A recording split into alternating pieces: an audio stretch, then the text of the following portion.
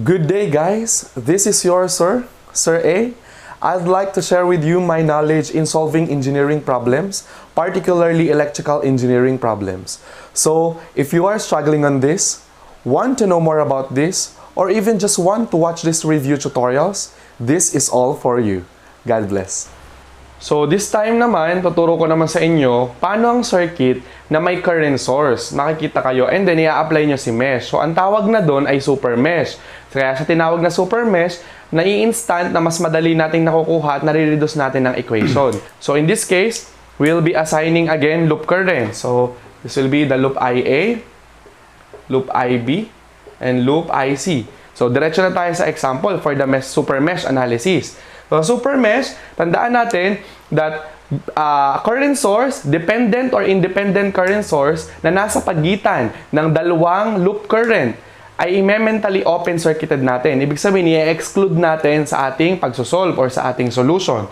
So, mangyayari dito, so applying the loop IA, SuperMesh at loop IA and IB, ang tawag doon.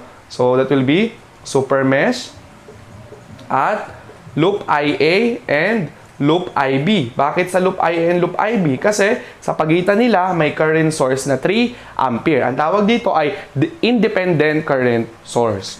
So, paano yun? Again, same with the principle for the mesh analysis. I-KVL lang natin and then add the current effect. So, 6. Bakit? Kasi from the clockwise, negative to positive. Then, dadaanan ni IA, that will be 2 minus 2 IA. Then, current effect for the 2 amperes, that will be at 2 ohms, that will be plus 2 IB. Then, for the IC, that will be negative 4 plus 4 and 8 are the resistor na dadaanan ni IC. 4 plus 8, IC. Then, current effect. Current effect for the 4, that will be plus 4 IB is equal to 0. So, kung mapapansin nyo, natanggal na sa usapan si 1 ohm. So, kunin lang natin dito ang loop current IA, IB, and IC. So, in this case, that will be negative 2 IA plus 2 IB minus 4 plus 8 is 12 IC plus 4 IB is equal to 0. Ayusin lang natin. Negative 2 IA plus 2 plus 4 is 6 IB minus 12 IC is equal to 0. That will be our equation 1. Next, what about for the loop IB? So, mesh na lang tayo dito. That will be mesh at loop IB. That will be, dadaan ni IB, that will be 2, 2, and 4. So, negative 2 plus 2 plus 4, dadaan ni IB. Then, plus current effect. For the current effect, that will be plus 2 IA plus 4 IC is equal to 0.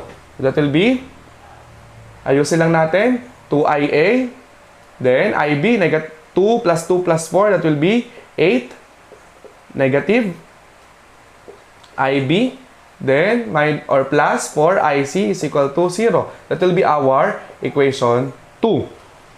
Then, kung makapansin nyo, we have 2 equations. So, where is the other equation? Saan yun makukuha? In this case, ibabalik natin yung ating imminently open circuited. Kanina, tinanggal natin to sa solution. So, ibabalik natin siya ngayon to further add some equation. So, in this case, pag makikita natin may current source dito, we can have KCL here.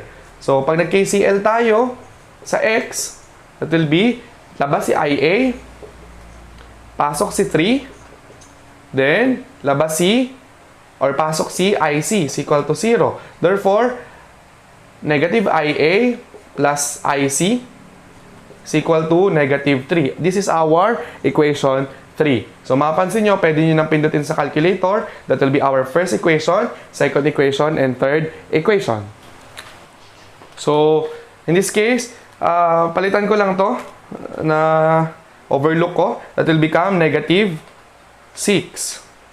So, in this case, applying mode 5-2 in your calculator, we can have IA, IB, and IC, the values of individual loop current.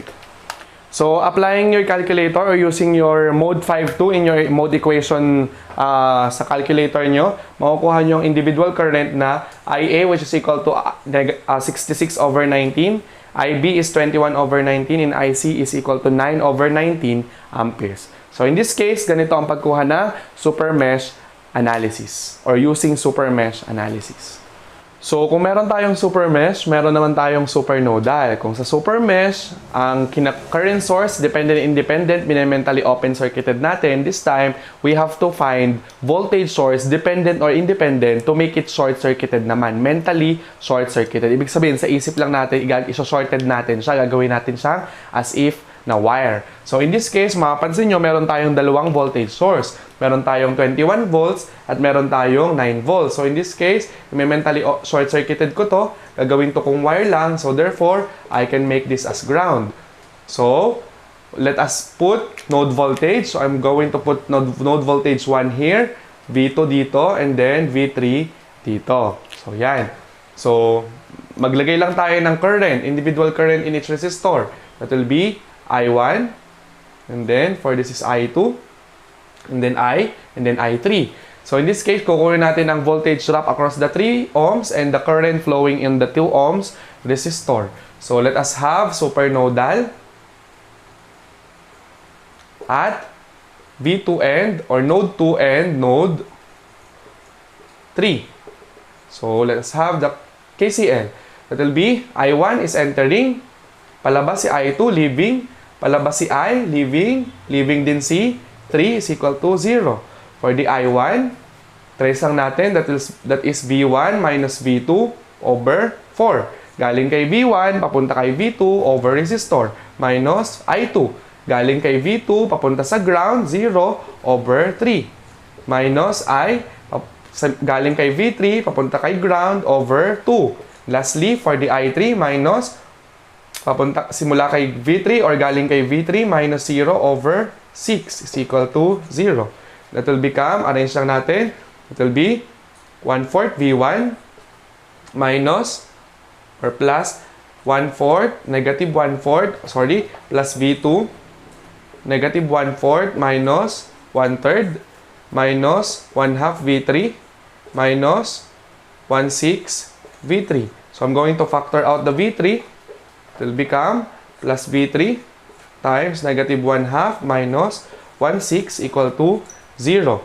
So, arrange lang natin. That will become 1/4 V1 minus 7/12 V2 minus 2/3 V3.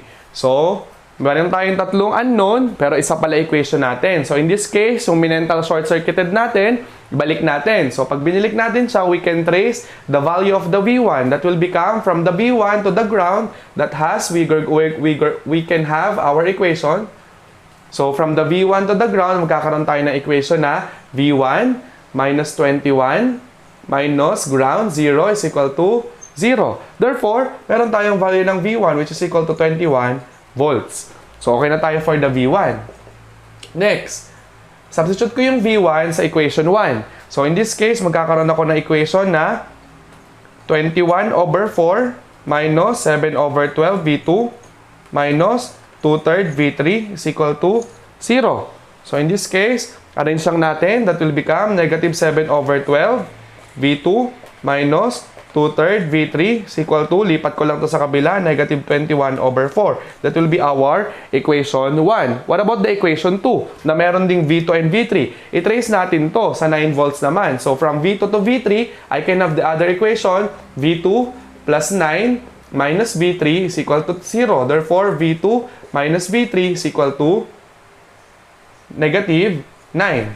So, in this case, na-derive natin kanina ang dalawang equation. So, we have here V2 minus V3 is equal to negative 9. And then, the second equation is negative 7 over 12. V2 minus 2/3 V3 is equal to negative 21 over 4. Again, we have the value for V1 which is equal to 21 volts. We are asked to find for the value of V. But we can trace it from V2 to the ground. That is, V2 minus V minus 0 is equal to 0. So, 0 is the voltage on the ground. It's V2 is equal to V, which is equal to V2 is, applying your calculator, mode 5-1. So, putting 1, negative 9, negative 7 over 12, negative 2/3, negative 21 over 4, we can have the value for V2 and the value of V3. So, upon using calculator, our V2 is negative 3/5 volts and our V3 is 42 over 5 volts. So in this case, our V2 is equal to V, therefore that is equal to negative 3/5 or 3/5 or 3/5 volts. So this will be the answer. And for the I, let's trace again, V3 minus ground over 2. So in this case, our I is V3 is 42 over 5 over 2. And I, it will give us the answer of 4.2 amperes. So this is the answer for the current and the drop across the 3 ohms and the current flowing on the 2 ohms resistor. So ito ang supernodal analysis.